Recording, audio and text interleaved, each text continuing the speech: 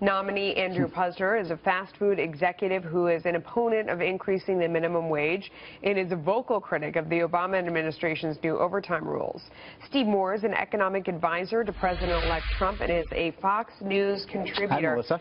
So he set the table for us, and we all know this to be true, that wages have been stagnant in this country for a long time. But the disparity comes in how do you fix that? I mean, everybody's got a different idea. What do you think? Well, just dovetailing on your previous report about 30-year-olds not doing as well as they did 20 years ago, I mean, a major factor there is when you got 26 and 28-year-olds sleeping in their parents' basement, guess what? They're probably out there making a lot of money. The big, which you report on so often on Fox Business News, is the big increase in the number of people who are outside of the labor force. So if you're not working, you're not going to be making much of an income. And by the way, I've talked to Andy Puzder about this. I think he's going to be an outstanding labor secretary because he's a guy who knows how to create jobs. I mean, what a concept. The Labor Department head being someone who's actually employed people. And his position on minimum wage is, look, twofold. Number one, make sure when you raise the minimum wage, you're not doing it in a way that destroys jobs. And we know when you raise it too quickly, you see lower income people and young people, these are people under the age of 25, who tend to be the victims because they lose their jobs. But this is the problem, though. How do you create good-paying jobs? I mean, that's what we've seen disappear in this country,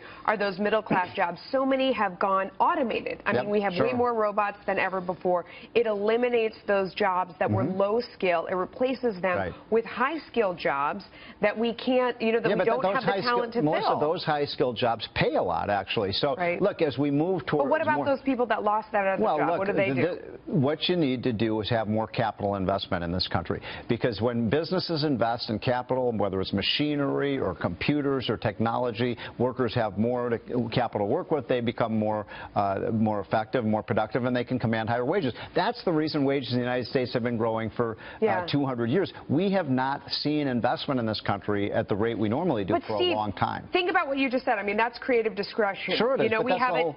It is, but so for the people with the new jobs, they pay better, they're higher skilled, the economy is more productive, products are better. We still have left behind those people who were manufacturing. That's right. So what do they do? Well, do they go out? Go ahead. Melissa, I'm a big believer that what Donald Trump is talking about in terms of regulation, in terms of changing our tax system to make America more competitive, I think that's going to bring a lot of those jobs back. A great study came out by the National Association of Manufacturers just not long ago. It found that the average regulatory cost per manufactured worker in America is $18,000. So that means you ship that job to China or Mexico and India, you've erased $18,000 of cost. You reduce that burden, and number one, the employers can pay more to the workers. Number two, they can bring those jobs back to the United States. Look, I'm very bullish on manufacturing right now. I think we can have a manufacturing renaissance in this country and bring a lot of those jobs back to Indiana, Michigan, Ohio, Wisconsin, those states that Donald Trump won, surprisingly.